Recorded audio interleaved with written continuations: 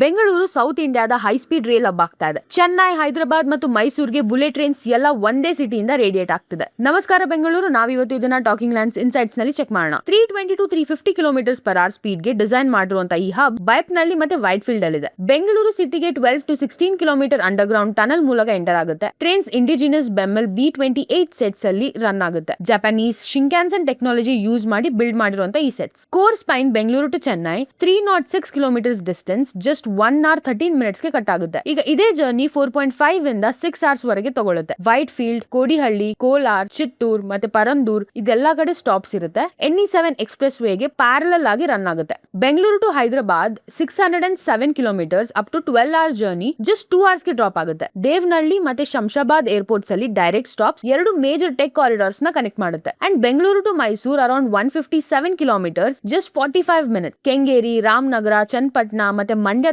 Stops ಇರುತ್ತೆ. ಇದು larger 463 kilometre network ನ ಪಾರ್ಟ್. ಫೀಸಿಬಿಲಿಟಿ ಮತ್ತೆ ಅಲೈನ್ಮೆಂಟ್ ಫೈನಲೈಸ್ ಆಗಿದೆ. DPR ಮಾರ್ಚ್ 2027 ಗೆ ಟಾರ್ಗೆಟ್ ಆಗಿದೆ. ಲ್ಯಾಂಡ್ ಅಕ್ವಿಸಿಷನ್ 2028 ವರೆಗೆ, ಅದರ ಮೇಲೆ ಕನ್ಸ್ಟ್ರಕ್ಷನ್ ಸ್ಟಾರ್ಟ್ ಆಗುತ್ತೆ. Commercial service first Bengaluru Chennai corridor ಅಲ್ಲಿ 2033 ಇಂದ 2035 ಮಧ್ಯೆ ಸ್ಟಾರ್ಟ್ ಆಗೋ ಎಕ್ಸ್ಪೆಕ್ಟೇಷನ್ ಇದೆ.